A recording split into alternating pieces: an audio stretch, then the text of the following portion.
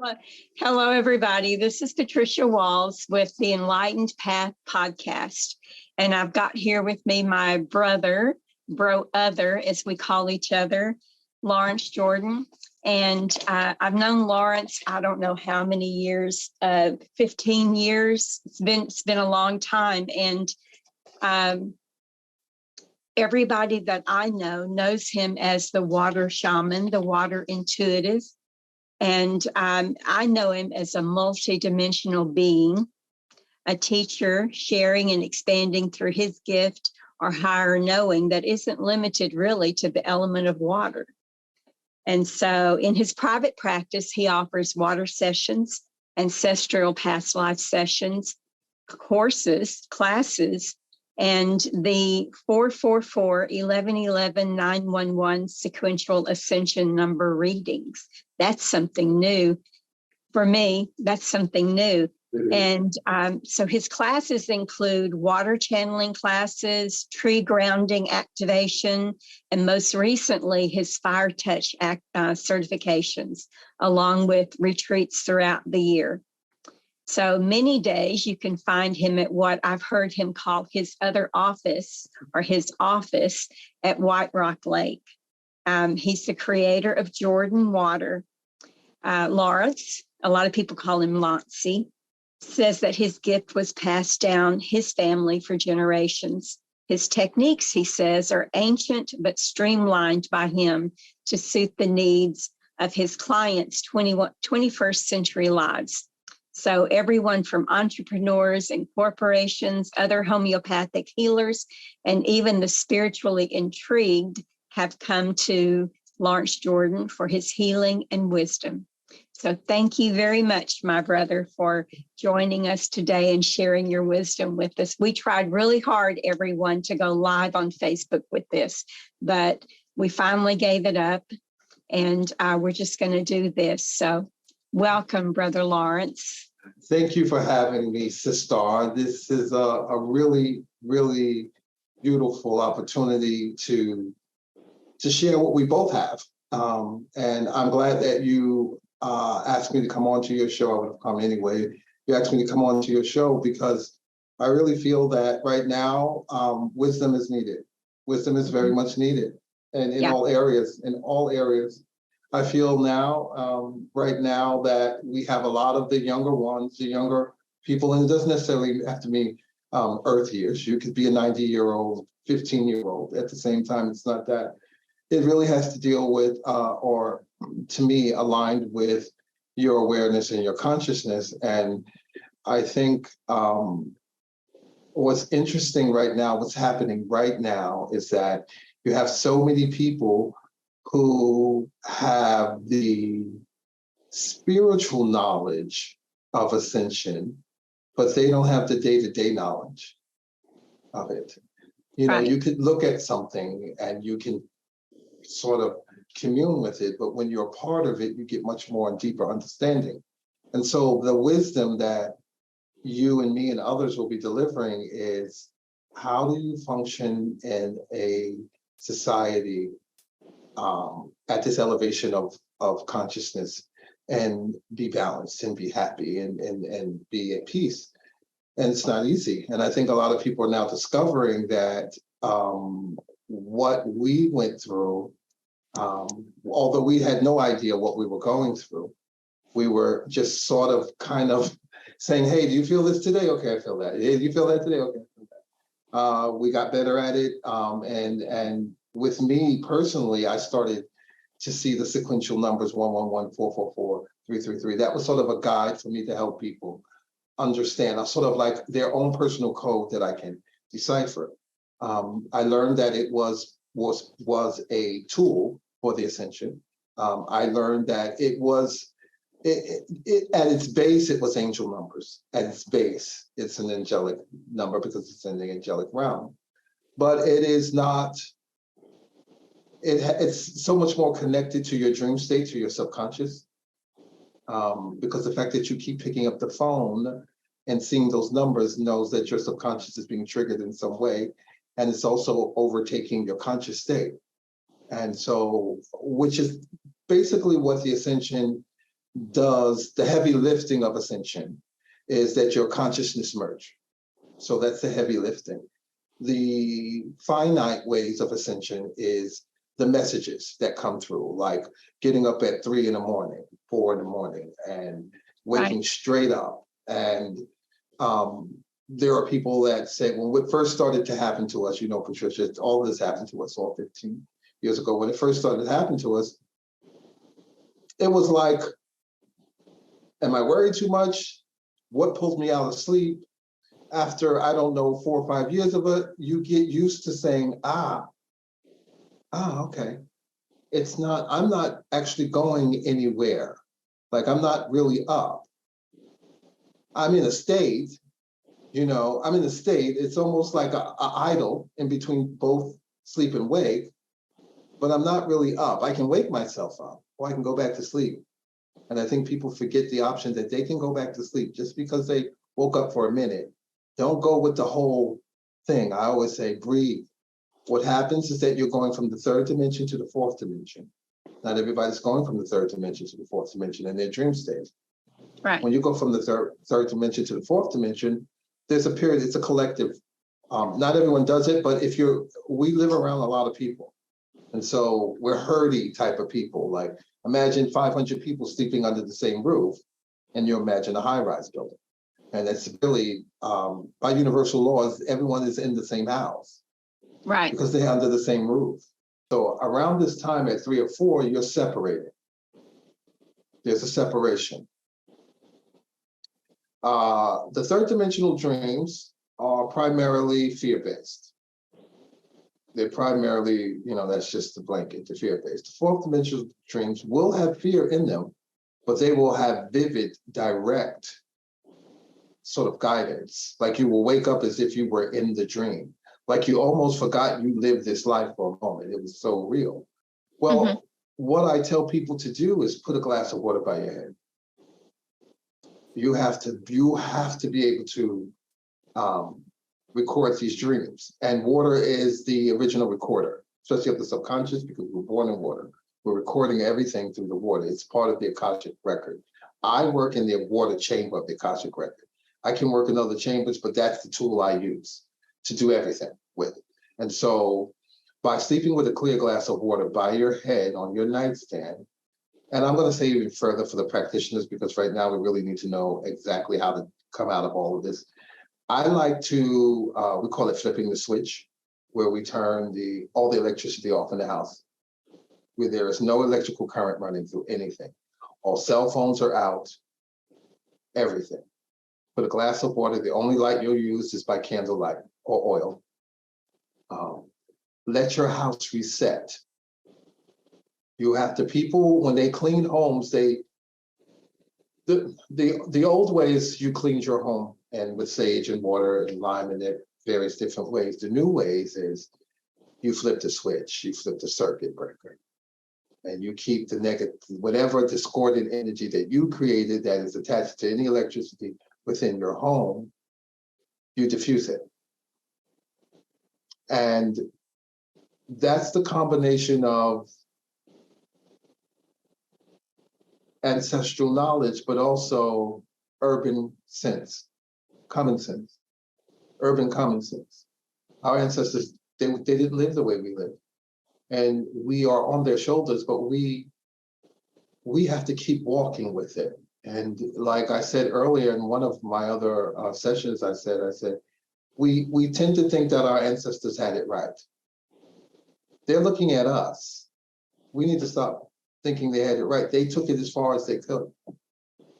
We're still holding on to them because, you know, we need them. But our job in this ascension is to get it to the people. And the people have changed and they live in different places and they do different things. And so with these ascension numbers and the glass of water, the classes that I teach, like, you first start seeing 111. The first thing you'll start to see is 111, 1111. It'll be so vibratorily loud in your life that you will have to say it to someone else. But when you say it to someone else, they always say, oh my gosh, I'm saying it too. So you tend to think like, okay, This is not just more in a coincidence. This is a frequency resonating thing that I chose you to say it to. It goes on for a moment because you're not equating seeing 1111 with the dream. No one's telling you that that's the same thing. You are the 1111 was sort of to tell you in your conscious state, you need to look at this number. You're already in the alignment of the ascension number. The dream state sort of explains the number to you. Many times, many of us have this collective dream with 1111 that we're all in this building together and there's rooms. And it's a hallway or a dormant, I don't know what it is, but whatever happened outside, we're inside for a reason. You get that sense of there might be another building, maybe adjacent, but that walk between one building and another, you get the sense that you might not be ready for that, but you feel boundary-like. You feel boundary. So I'm just going to jump in for a second. Please, so please.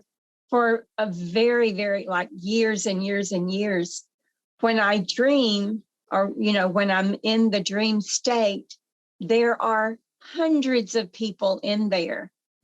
And I'm usually walking, sometimes it's in a mall. Yes, a mall kind of situation. Sometimes it's in a neighborhood kind of situation, but there are always people walking with me, not with me, but there are other people there. Yes. And I used to wonder, what the heck? Who are all these people? Because I'm not really communicating with them. No. And then I was told by the beings that was the fourth dimension, right? And so thank you very much for that confirmation. Yes, that was the fourth dimension. You were walking in the fourth dimension. We all have this dream where we're in a place that is oddly familiar, but not at the same time. Right. We all have this that we may be around certain people. What I'm just going to say it. Something, when we see these visions, we also know that something has occurred. We can't, in the subconscious, in our dream state, we can't articulate it. But the vibration is like something has occurred on the planet, or whatever happened, something has occurred. We faintly have a memory of this life in the dream. It's just like a real faint memory, but we feel like either we've expanded or something, we are moving.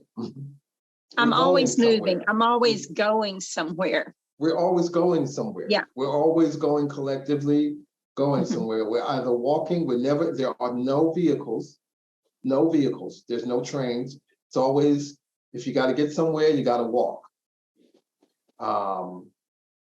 The fourth dimension is interesting because the fourth dimension, the dreams that we're having in the fourth dimension, they're not quite the fourth dimension. They are transitional degrees. Okay. In the fourth dimension, there's 4.1, 4.2, 4.3, 4.4. After 4.4 is the angelic realm.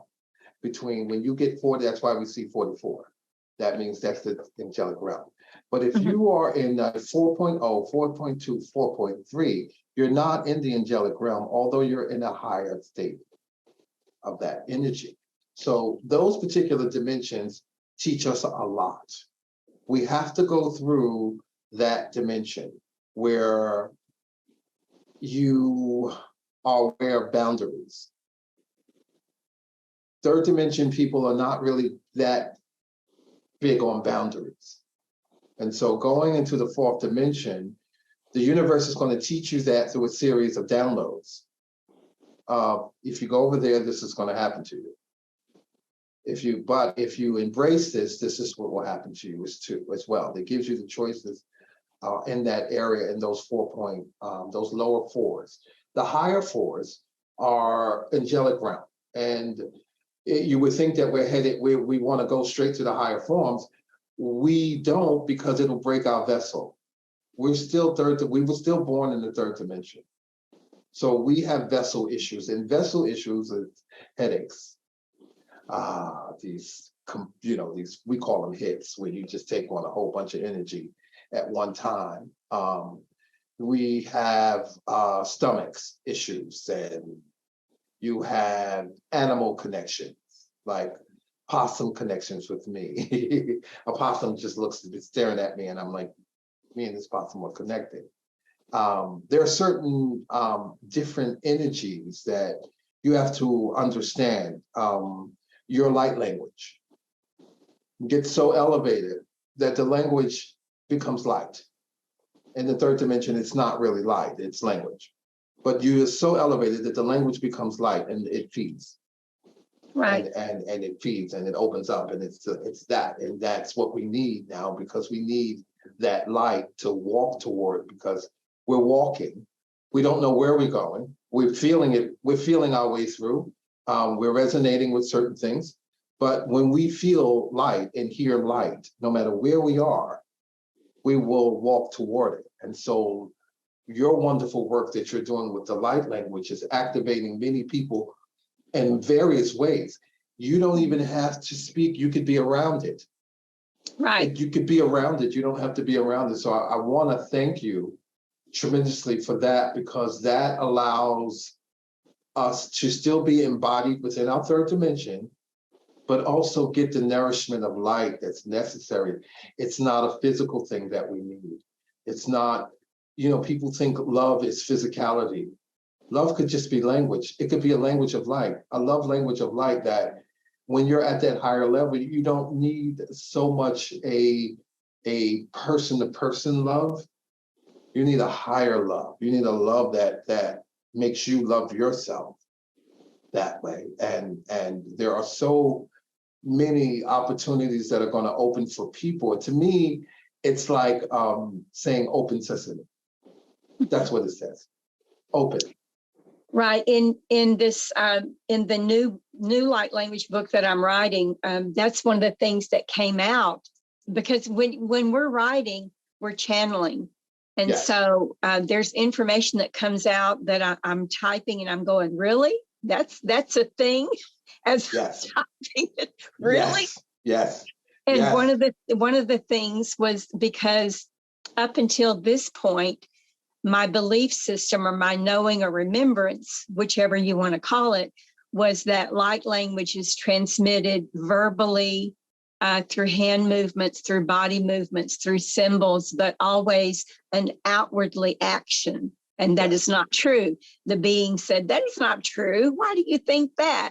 Well, because as human beings, we think that we have to do something outwardly in order to create something, and we don't. And they reminded me about Reiki, for instance, right? Once a person is activated or attuned to Reiki, they emit those frequencies. There's nothing they have to outwardly do. And so the beings were like, you're so cute. Why don't you get it? And so, yes, I get that now, that I don't have to verbally speak light language, or no one does really, right? But I can only speak for myself. And so I don't have to speak it. I don't have to do anything outwardly. No. I just have to be a vessel for those frequencies, the hollow bone, to work through me. And so thank you. Yeah, that's absolutely, that's just something that I discovered this week. Yes, you embody the frequency, and it emits out of you in thought. It could just be in thought. It could be, but it's multidimensional language that can also be spoken when necessary. Right. When a person actually does need, because what light language with me, it's like with my fire touch. I call it crash cart, meaning you really need this, and you need this now. And you really need it, and you need it now. And I'm going to bring it to you at the intensity that you need it.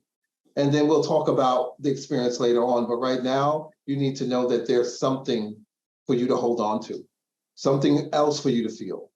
You've been feeling bad, but there's other things that you can feel. And I think light language, and I'm working, the last month I've been working, teaching classes. I have these techniques that I have been downloaded in me for years and never was really given the indication that I needed to teach it. Never really thought about it to that level because a lot of my teachings it's hard to articulate it. It comes in so many different ways and it's associated with the person that's in front of me. I don't learn to teach because I want to teach. I learn to teach because the person comes in front of me. Right. And then that comes through. So with Fire Touch, how that began was back around 2012, 11, 13, 14. One of the first waves of Ascension brought a huge amount of depression, even in me. You know, when you wake up to, whoa, whoa, this is what this world is, you know, quite naturally want another life. And Right. so me being water, I've always been, most people don't know it, I'm very fond of fire, very fond of fire. I will make fires all day long if you let me. I will make a fire. And people say, well, your element is water. And I say, yeah, but the fire balances me. I sometimes can't use water to cleanse me. I have to use fire. And so about a month or so, someone walked up to me and says, well, it feels like, how I took it was like, okay, this is the second wave. This is the second wave. So there'll be a group of people waking up now. And they will have the symptoms that we possibly had in 2014 and 2013. I'm finding that they're having the same symptoms. They're not understanding, and like we didn't understand the cycles of the earthly cycles that happen when you're at that elevation and that you're part of the collective. It takes a moment for you to understand what's your stuff and what's someone else's stuff, or some other stuff you picked up, you know, always staying in balance. So I decided to teach this class, and it has been phenomenal. The amount of healing from brother to sister to brother. It's an ancient healing that I do, and I'm teaching the certification that it is. My goal is to have teams of healers that take my technique and make it theirs. I don't want to replicate myself. It doesn't make sense. I really want them to take the base, and that's what I've taught them. This is the basis, and what they have done, this young lady has done, Shedra. What she's done with it is that she's allowed, I was a man, so when I'm going to do it, it was very hard. I usually do Fire Touch on men, and it was rough. It was rough, and it was delivered to me in a rough way. But it was a woman, and I had to say, well, I'm pretty rough there. Maybe you cannot be so. And she instantly realized that it was a softer touch that was needed for her clients. Right. And she went with the whole thing, and it now is Fire Touch, and she's doing her practicals. But I get to see and watch the person go through their whole journey, which I never got to before. And I also get to film it. I get to film it. So when people see it, I want them to see what we see. It's very difficult sometimes when you heal people, as you know, Patricia. You're in a state, but you want the world to see it. It's a gift. Something's happening, and I want all of you to see it. And so we've been sort of spiritual entrepreneurs where we'll grab cameras. I mean, our ancestors didn't have to do that. We have to get on Facebook and grab cameras and we have to have all of that to get the message out. And it's just what needs to happen. And we also have to balance those who may not have a message, but have a vehicle, meaning they have to be told, wait for your message. Wait for your message. You do have the vehicle, but wait for your message. And so we're also elders to the younger people, business-wise, because they are looking at us and saying, how? How are you still doing this? How are you surviving? How are you living? How are you doing this? And I always say, we didn't even know how. It's not something that we had a plan. It was not. We were just chosen to be this, and as you well know, not all of us survived it. Not all of us are still here who started out. Not all of us are still here. You know, it's not for the faint of heart. And those who are chosen are truly chosen. They're truly chosen. And so what we're teaching, what I'm teaching, and what you and I are teaching everyone, the younger group, is authenticity. You must be authentic. You know, you save yourself a lot of headaches if you just stay to be authentic. Your gift, use your own personal gift. Right. Don't replicate. Don't replicate. Right. Right. And understand, I think when you and I started, it was celebrated. We were celebrated for having unique gifts. The people wanted it. They wanted to come in and see someone else that was new. And Right. and they were, you know, Dallas, and again, as you well know, Dallas is a different place. It's just a different place for healers and intuitives. It is a college of higher learning on so many levels. And if you're lucky to study in Dallas, even for a week, I have people flying in from Charlotte. I have people flying all the time, and they study for even a week, and they're like, I had no idea that there was so much to do. And you guys are sort of, because the way we appear on Facebook, it's like, yeah, if you didn't know it, you would think that we were kind of playing a bit. Like you would think we were kind of posing, but we're not really posing. It's really our life. And Yeah. it does look like that because people pose, but we actually are friends, and we actually go to fairs, and we do all these other things that we do. And we are unaware that other spiritual communities are not blessed that way. They're not blessed to have, we figure out, what are we going to do today? We just look on Facebook, there's something going on. There's something Listen, somewhere going on. I had a conversation with somebody just the other day at one of the last psychic fair that I was at. And she was new to the community, but not new. None of us are new. There's nothing new in existence. Right. But she was new to the community with sound healing, sort of, I guess. And and I asked her for a session, and she was, and this is not ego talking. I'm sharing this for a reason. Yeah. And so she said, "Oh my God," she said, I would have never thought that you would have come to me for a session. And I'm like, why not? Right. And she's like, well, because, I don't know. I wouldn't think that you would need a session. And I said, well, I do, because I'm here in a third dimensional body. Yes. Right? Yes. And my body still requires certain things. I still require food. I still require water. I still require bathing and, and dressing. And yes, I still require balancing with harmonics sometimes. So just do it. Right. So many people tell us that when they view us, they sometimes view us that we are walking around like we are etheric spirits, that we don't do certain things. And I'm at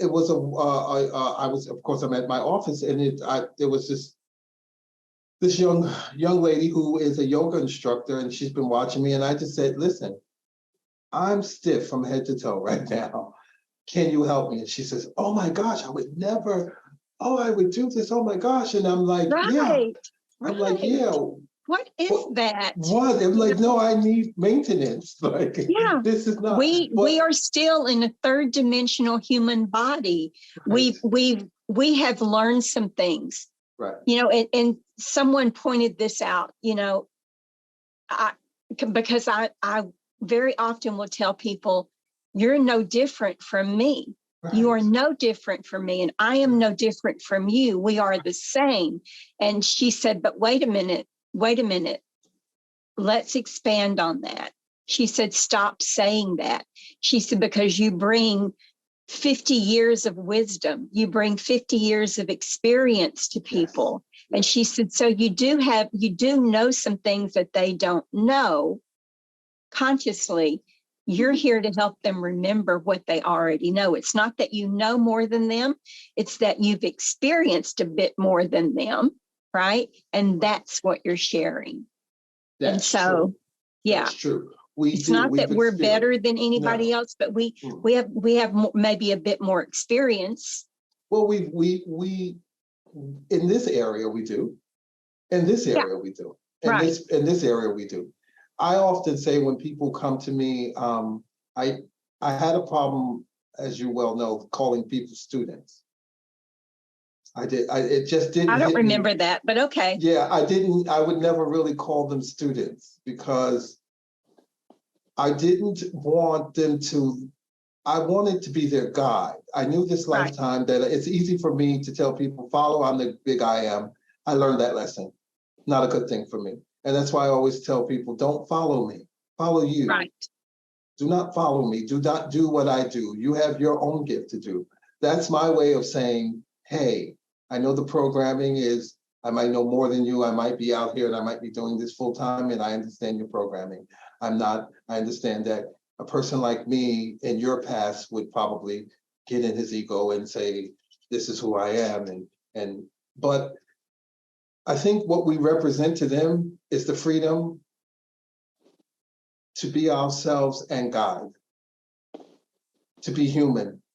Right. And that humanity that we have, they are not understanding, and they'll thank us later on, that we kept the humanity within the walk. It wasn't Right. you were on an astral plane and didn't care about what was going on with the four humans. We care about what's happening with people on this plane and on the fourth dimension.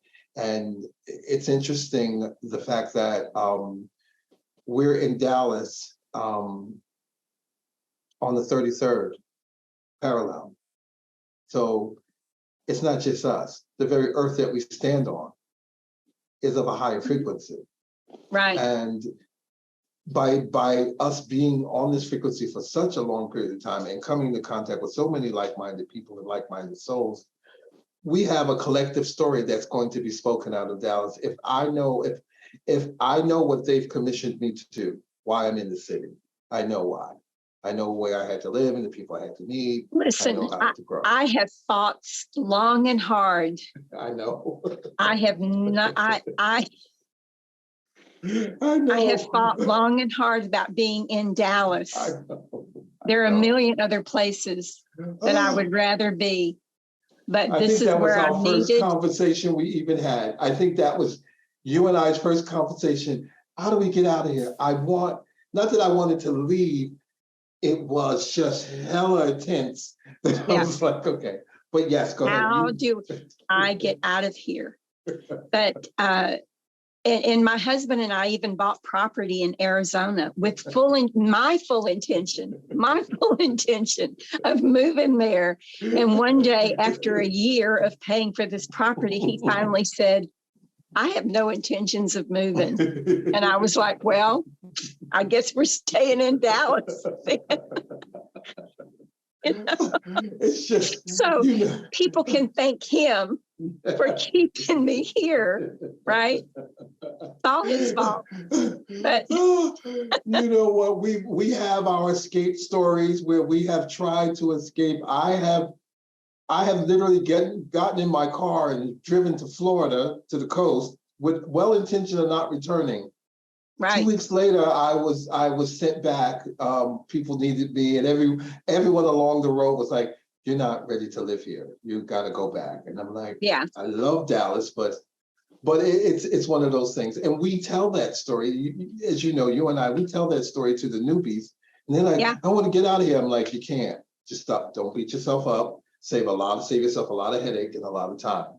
There is a purpose for us being here. There is a purpose. Yes. And I think when we are doing, well, I guess this will be a great time to promote the Southern Fried Psychics. Yeah, I was about to say that. Go for it. Yeah. This is the sort of energy behind the Southern Fried Psychics. Right. The energy behind it is wisdom. That's what it is. The energy behind it is oneness and unity. The energy behind it is that we have endless stories.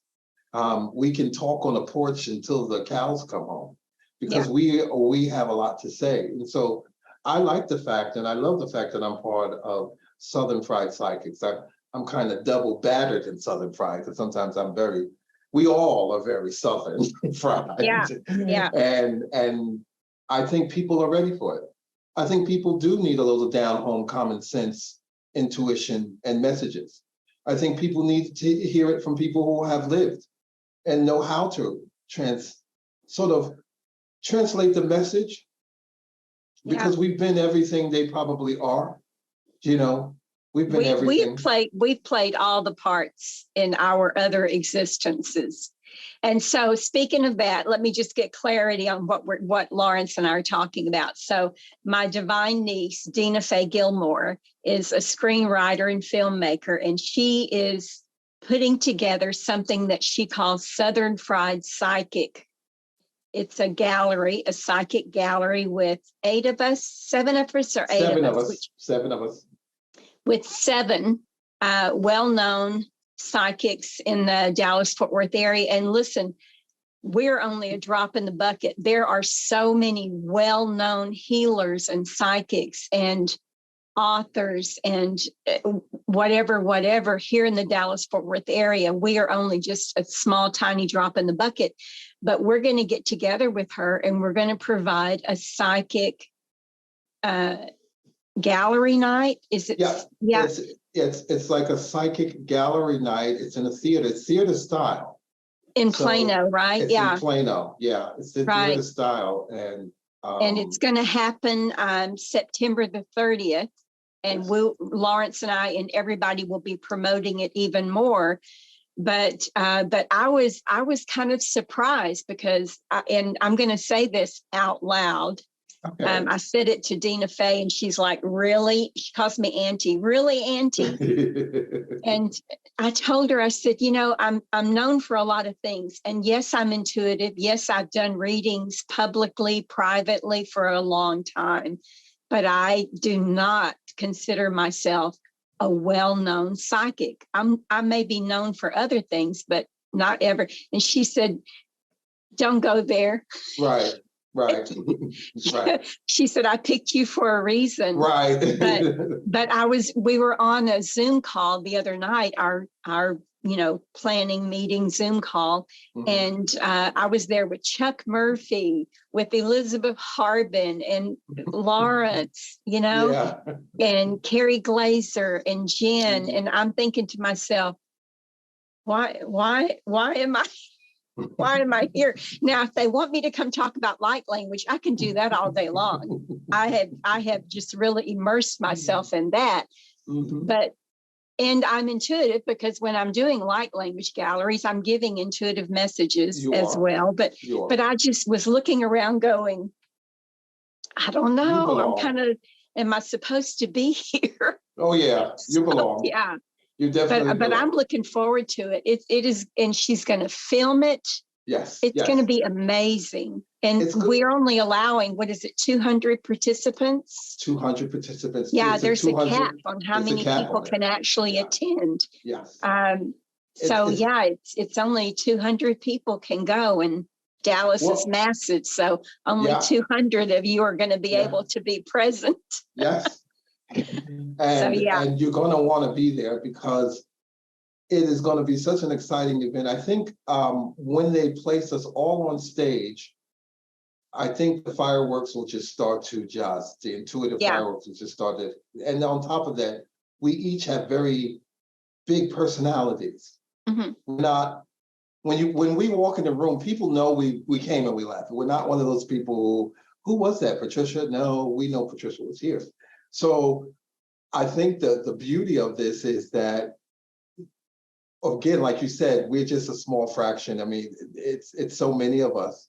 But I think that the fact that the universe picked us, right? I'm honored that they picked us because, and I'm honored to be on stage. I'm very honored, with everyone, because I know everyone I know you guys, and if I didn't know you guys, it'd be different, but I know you guys, and I know I've worked with you guys, and I know that this is going to be fantastic, and it's going to be done in a way that brings wisdom to the people that need it. I do galleries. I've been doing galleries, my water galleries. They started at a fair. I started doing it at a fair. Right. I think it was the Blue Moon Expo years ago with Joy King. I'm not really sure if she's doing that, but that's really where the water gallery started for me. And when I was young, I used to watch John Edwards, and I was like, hey, I like that. That's a full service thing he's doing. And I kind of liked it. And so for me to be on stage doing a gallery, I'm quite comfortable with that. And I'm kind of like you. There are people who who know us as healers. I have whole clients that they know I read, but they don't know to the rate I do it, and that helps me because I get to really separate my gifts and give them the air that they need. And so I'm going to invite a lot of the people from the lake who may not know of me as a psychic, like they just know of me. Oh, Lawrence is that by the lake, he's healing the water. That's what I'm saying. People know you as a water healer. People know me as from light language galleries that I do. And like you, I've been on the stage. I've been on the stage in England doing, Yes. speaking about healing modalities. But and I was a reader at the Dallas Psychic Fair. So it's not like people don't know me as an intuitive, but I just don't think of myself, that way. Well, because we like you. Yeah, I just don't like psychic is an interesting, I like intuitive, but I understand psychic. I understand I work within the realm of it. Right. And and I think that's the interesting part with us is that we do more and it'll come out in our message. Like me, I've been at galleries where I literally had to come off the stage. Right. Because I saw it and I'm like, okay, the galleries give you like, okay, let me heal you for a moment. Because really I see the heal. Right. I don't need to see if I'm not going to heal it, I don't need to see everything. It's not enjoyable for me to see everybody. So I see the heal. And and I think you and I, we see to heal. When we see it, at some point we're going to try to heal it or at least offer you a healing. And we will be going out in the audience. Remember, she said that. I thought we will be going out in the audience. And so that's what I think. I think that's where we shine. Right. Because we really get to kind of like come down and kind of teach people, like there are many people who are psychics who are not understanding that they're healers. Right. Because in their town, they only had psychics. They didn't have sort of we're kind of cross-trained just by being it. And I always tell people, I always tell young psychics, go into the fair. You'll understand cross-training. Right. You'll understand the crystal, people doing crystals, you'll understand. I got some of my best sort of training. Like how I began is at the psychic fair was Leona. It was a woman named Leona. She was phenomenal psychic, like beyond she sat me down next to her. She had to be at least 85 then. She looked like she was 55. She really didn't look. And she sat me down next to her as if she knew who I was.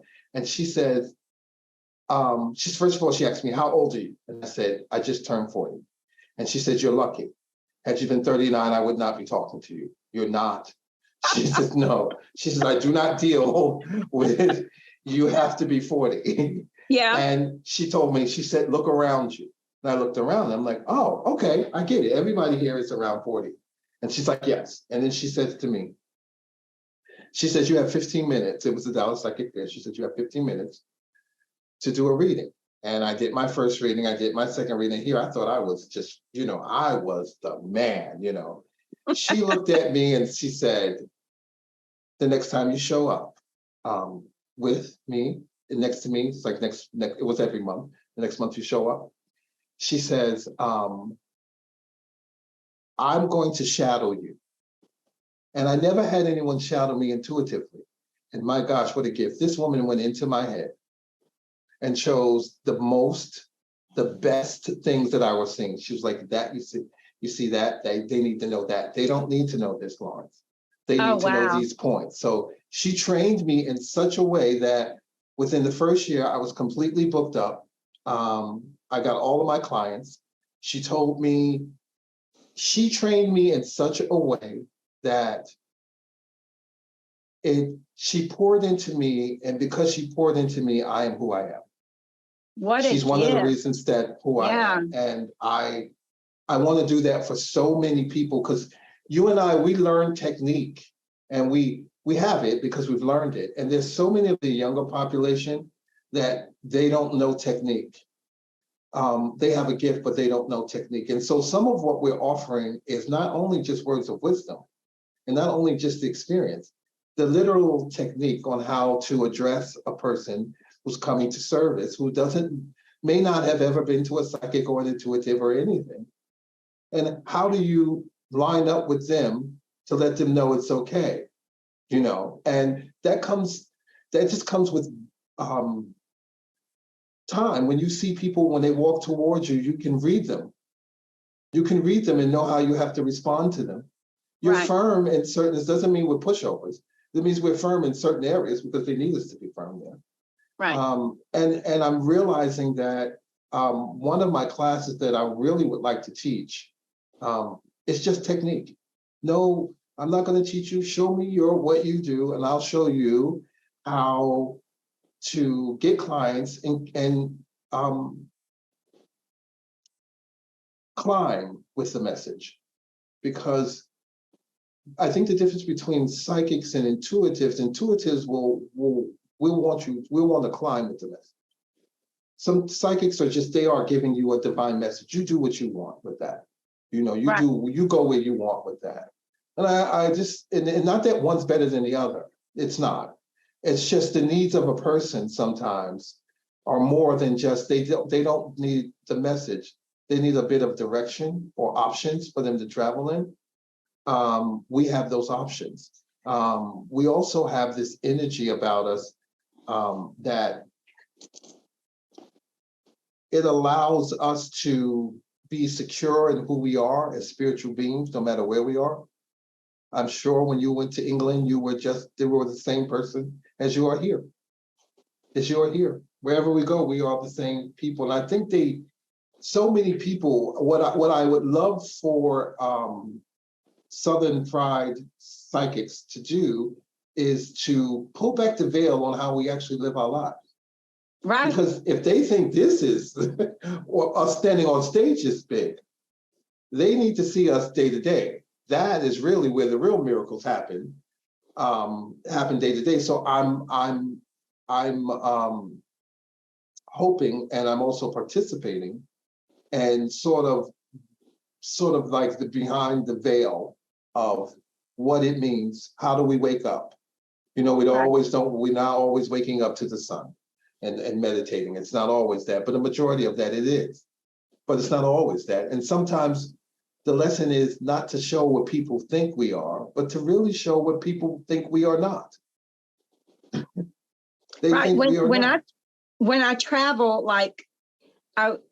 when I go to England, I'm usually just maybe with one or two other people, and then other people may meet me there. But when I went to Egypt, I was in a group of 13 women.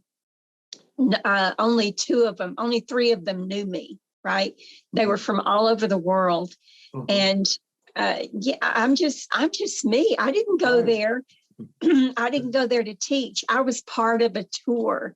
You know, I wasn't in charge, and I loved it because I'm normally in charge. Yes. You know, but I love the fact that someone else made all the arrangements. Somebody else told me where to be, what time to be there, and oh, we're going to go eat now. Okay, let's go. You know, I loved that so much. And the only reason that any of those women knew that I do light language or that I wrote a book, the only reason they knew that was because Sharon told them, right? Okay. And then I ended up doing galleries for them, and I ended up doing channelings, and I loved it. That was my purpose for being there. So I, you know, but to prove your point, we are just regular people. Just wanting to live our lives, but Source is using us for certain things. But outside of Source using me, I'm just a regular person. I get dressed for these things, but you don't want to know what I look like when I'm not on camera. Okay, I've got on my tie-dye, my hair is up in a bun. You know, we're just regular people. We're just regular people, and I think people really would benefit from seeing us just being regular, you know, right.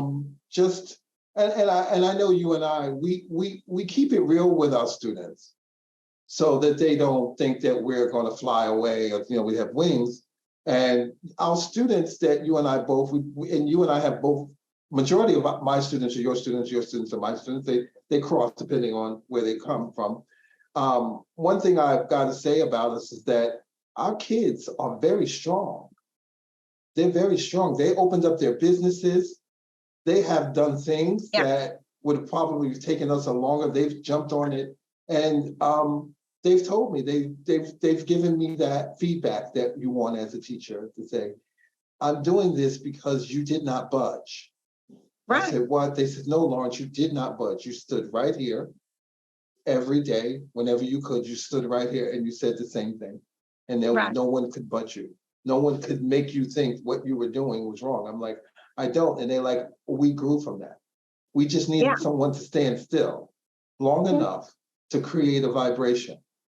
And I didn't think of it that I was doing that. I just thought I was being me, you know. But you needed to hear that. Yes. And I don't call people students either. I don't say I teach. I don't teach. Yes. I share. Right. I share and I help people. I assist people in remembering who they are. Yes. Right.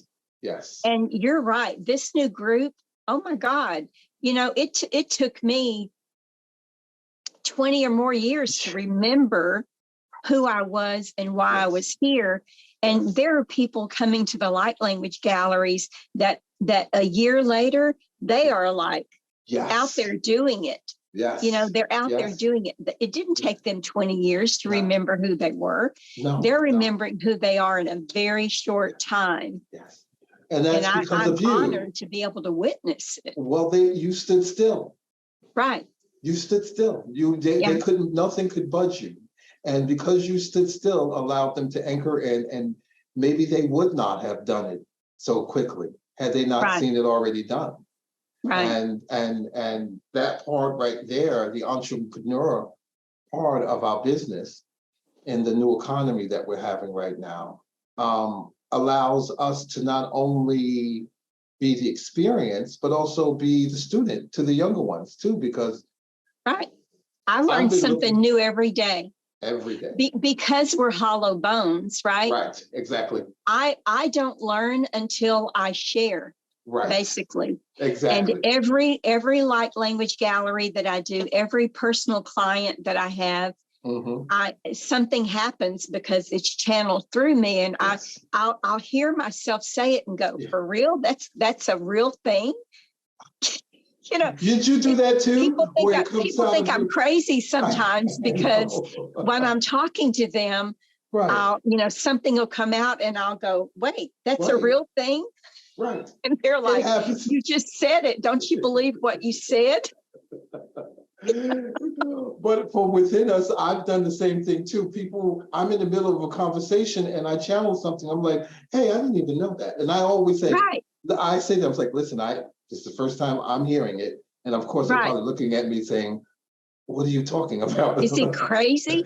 Or when I'm channeling the beings and I have an agreement, sometimes, because we're human, sometimes I'll think, I'm just making this shit up, Like, what the hell? What am I saying? Sometimes I still say that. Sometimes I still say, is this coming from my ego, or is this, because sometimes it's stuff that I know, right? Right. And when I'm asking the beings to channel information, sometimes it's things that I have said before and know before, and I'll go, am I just making this up? And so when that happens, they'll throw a word in there, just a simple word that I've never heard before, or that is not in my vocabulary. And then I go, oh, okay. Yeah. And I'll tell the person, well, they're saying this, and I had never used that word, never heard that word before. So I believe that, they will let you know because as humans, we doubt. And I think with me,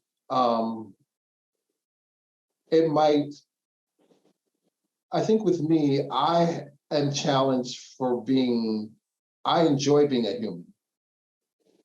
I enjoy being a human. Me being spirit, and I enjoy being spirit, I enjoy being service. It's a phenomenal feeling. It's how I was born, what I was built to do. But I also enjoy being a human. And I think when people, like my friends who know me, Lawrence, they know me, it's like, Lawrence, you had the most wickedest humor. I said, I still do. Yeah. I will still have you in stitches laughing, but I can't do it all the time because it's not that way. But I have some very funny guys that speak to me in a very funny way. Yeah. That it comes out of me. And people say, well, Lawrence, that's who you used to be. I'm like, yeah, but the spirit grew it up. Laughter is always going to be one of those, because this ascension walk can be funny. It can be hilarious. Yeah. Really hilarious. Like the one thing that I used to laugh at is I would be talking to people, not necessarily spiritual people, mostly non-spiritual people, I guess. And in the middle of the conversation, I would lose track of thought. Like my mind would go to something else. You would hit that glitch. Yeah. It would just glitch. And I would be looking at them You would blinking. hit that glitch in the matrix and go, oh, wait a minute. What was I just saying? What was I saying? I'm Who are you? sorry. What am I doing? I've been on Saturn for 5 seconds. I don't remember what I was saying. And you get that look because you're looking at the person trying to figure out what was the last thing they said. I was gone. And when we started, we all get in a group, we started laughing and they're like, what do you do, Lawrence? Hey, it is what it is. You know, Yeah. You just walk away or do something, but it happens multiple times during the day. Yeah. And it can happen a lot. And there's so many funny things that are done and are said. It's not really jokesters. It's just when you're a human, you could really, that's the part where I enjoy being a human and looking at the spiritual world, because sometimes it's very, very funny to me. It's ecstatic, like with me, I have a shamanic, of course, shamanic background. And so we have, in our religion, we have the crossroads energies. And those crossroad energies, depending on where you receive the information, can be extremely funny, hilariously funny. And I think that's what we are. We're kind of like crossroads people. We're kind of crossroads people. You meet us at the crossroads, and we tell you about the road, and we allow, here you can travel this way, you can travel that way. They come back to us and we send them that way. And really, it's the funny part about it is that there actually are no roads. There are no real roads. They're all grid lines and streams of energy and star systems. And I have so many people that, I guess it's the younger generation, so maybe some older. Anyway, I have so many people who will say, this is my last incarnation, and I'm not making fun of them. I know what you mean. Sharing information. Yeah. But they'll say, this is my last incarnation. I don't have to come back here and do this anymore. And I'll look at them and go, why not? It's so much fun being a human. Why would you not want to come back here and enjoy this? I love being with the human. Full knowledge, human, it's really the gift is the human. The gift of this is being human. The suffering is that, what type of human are you? You know? What are you doing with it? Right. Yeah, what are you doing with it? But right. But I love, and because they'll say, I'm not coming back here and do this again. And I can't wait until I leave this planet. And I'm saying, why? I mean, this is a beautiful planet. This is like the garden. This is the Garden of Eden. It is. And so, why would you not want to be here? Well, I don't understand what level they're it. in. Well, I'm going to stay here as long as I can. If you're at full consciousness, this is heaven. When people say that to me, I said, you hope that this is your last incarnation. Because if you're saying that right now, that means this is not your last incarnation. So the joke is going to be on you, because Spirit's got a great sense of humor. Oh, baby, you'll go and return, and you'll be the daughter of someone you didn't like. That's the funny part. That's the comical part about it.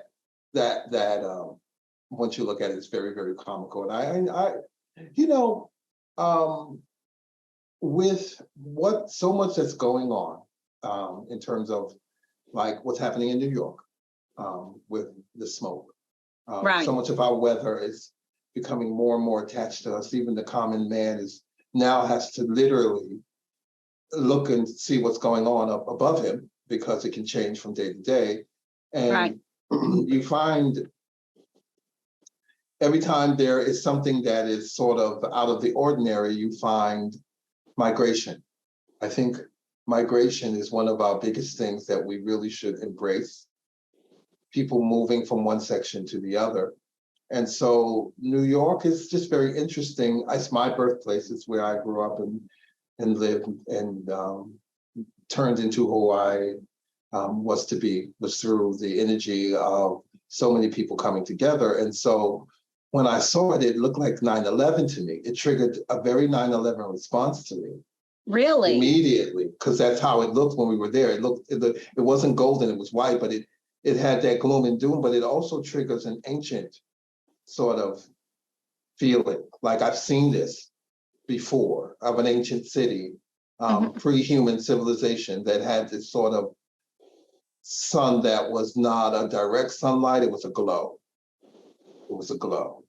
Do you think that you were there during Pompeii? Is that part of it?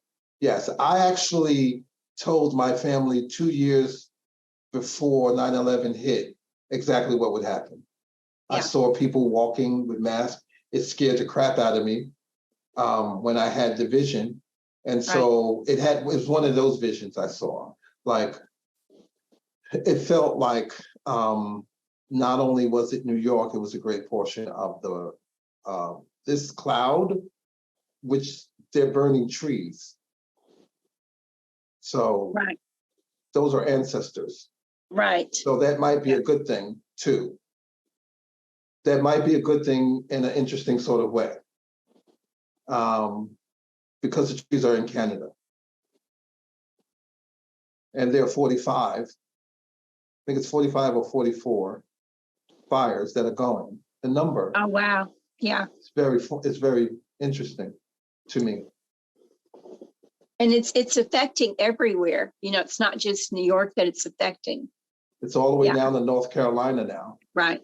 I don't know if it's coming this way, but it's affecting the Eastern Seaboard. But if you remember, every year we have this sort of sandstorm that leaves Africa and travels all the way from the Gulf of Mexico and gives us that sort of haze that we have.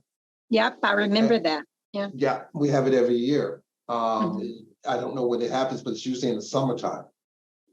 And so if those two meet, we'll be in that'll be an interesting thing that the North and the East, West Africa will meet.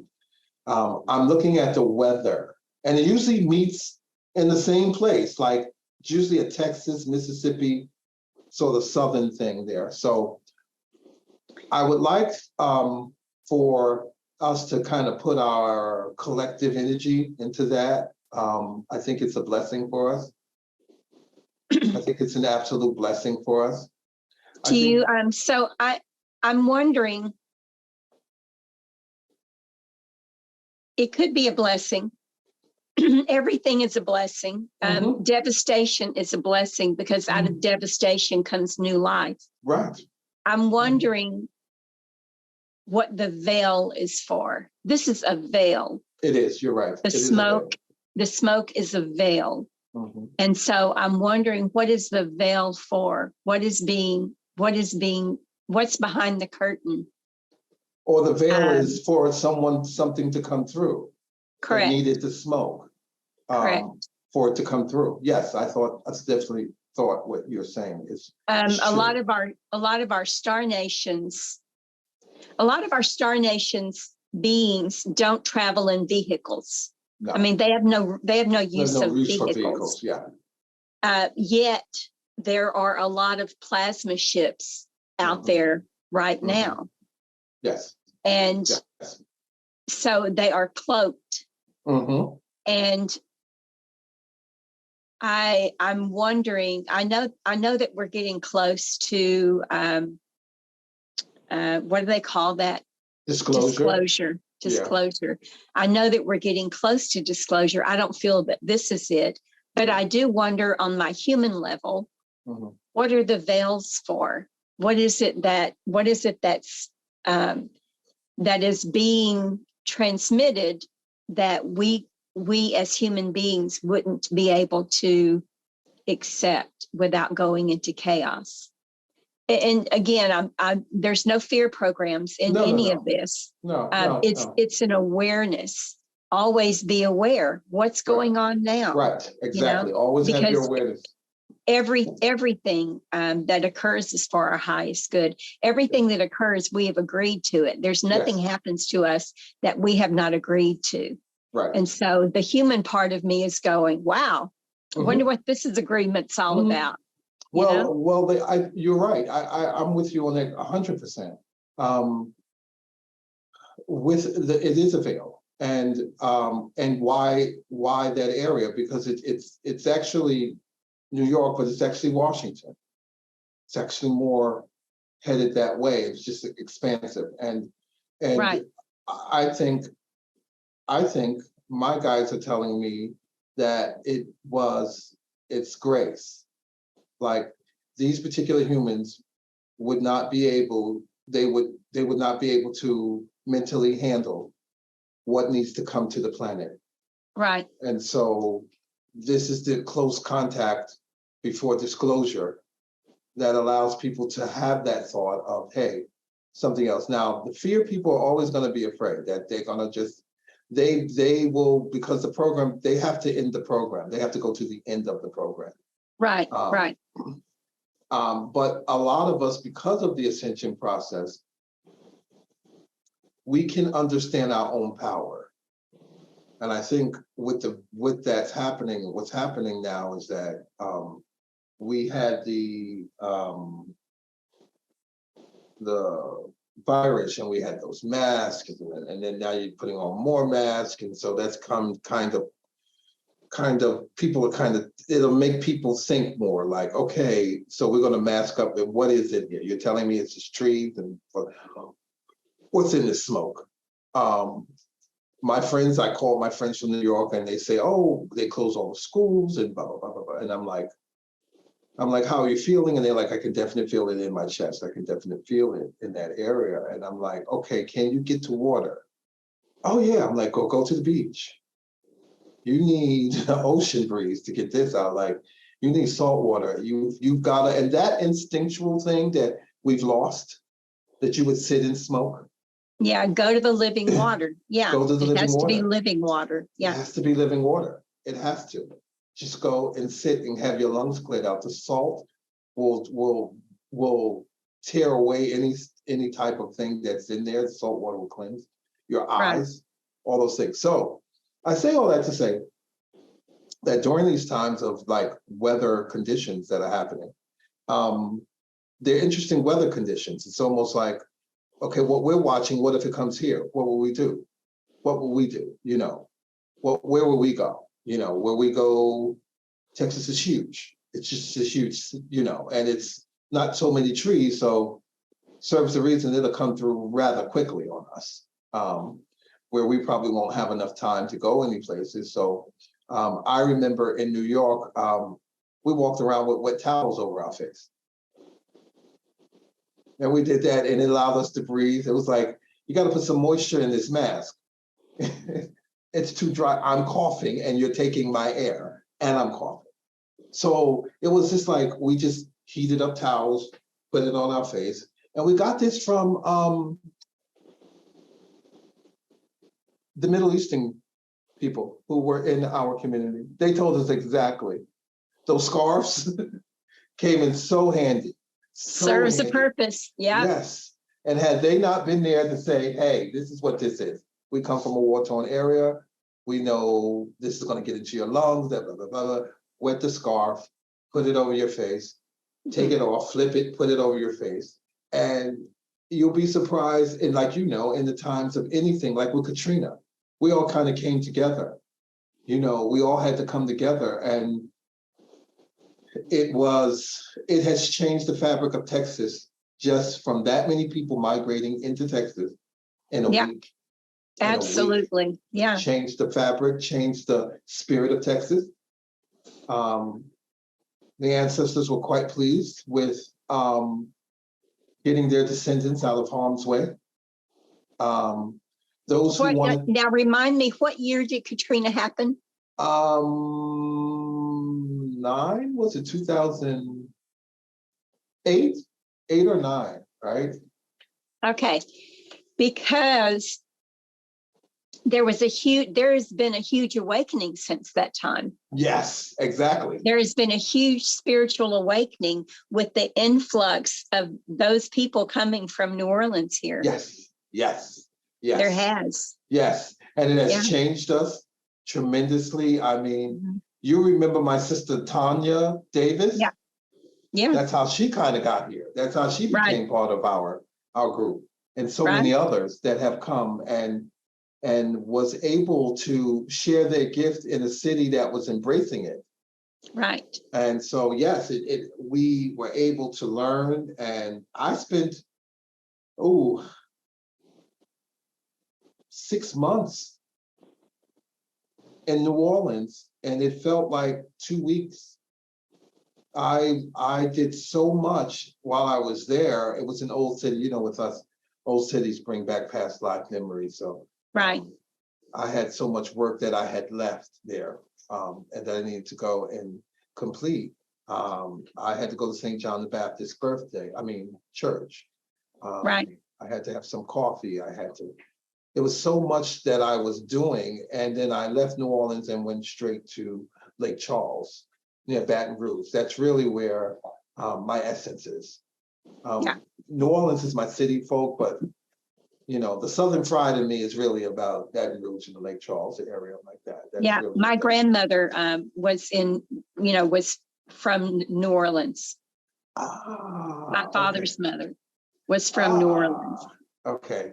Yeah. My great grandmother was from New Orleans, and and I guess that's our connection, you know, because New Orleans people, descendants of New Orleans people, although we might be 2 or 3, generations removed, we still have the core of it in us, and so even that part of Southern fried psychic can really be discussed. Right. Yeah. So, but I want to talk to you about my water real quick. Yes, please. If I can get that. Yes. I can see it. Yeah. You can see it? Well, it goes blurry when you move it. Yeah. I know. I'm trying to kind of hold it still. Move it back, sort of almost in front of there, right there. Okay. Yeah. Here it is. Okay. My Jordan water right now is coming into play in a way that's astonishing to me. Many people are using it daily, and how they use it daily is that they do this. Take it off, and you spray it directly into your face. The first thing in terms of bringing yourself down is to relax the muscles in your face. You'd be surprised how much tension we hold there. We can't even tell ourselves until we relax our face to relax. So when I use this Jordan water, it instantly relaxes my face, and then it brings me to a sense of calmness. Now, interesting things, people are using it as potpourri. They are boiling it. They're using it on the car. I always tell people, put it on your steering wheel. You'd be surprised how much energy you put into your steering wheel when you're stressed. Yeah. For people who are basically and not to, don't you have this bracelet as well, sister, that I have on? Yeah. Where is it? No. The crystal? Oh, that one. Yes, I don't have it on, but I do have from Stacy. Yeah. Yes. We have to give her, Stacy, your stuff is being sold next to my water. So yes, it is. I wear mine a lot. You do, yes. I was and you remember this? Oh, the rattle. Yeah. You got this for me. Uh-huh. I use this when I make my water. Right. To just say a word of closing, though, I wanted to thank you for coming and sharing so freely. And we're going to figure out this Facebook Live thing for the next time. Yes. And I wanted to thank all of our viewers, and I wanted to ask you to please remember to check follow on the podcast, because then you get notified when there's a new upload. And consider becoming a patron, because that helps me to pay for these adventures that we're on. But I look forward to seeing all of you and my brother Lawrence more in the community, and especially on September 30th for Southern Fried Psychics. And we will see you all soon. So I'm going to stop the recording, but don't hang up, Lawrence. Wait, JordanWater.com. Jordan.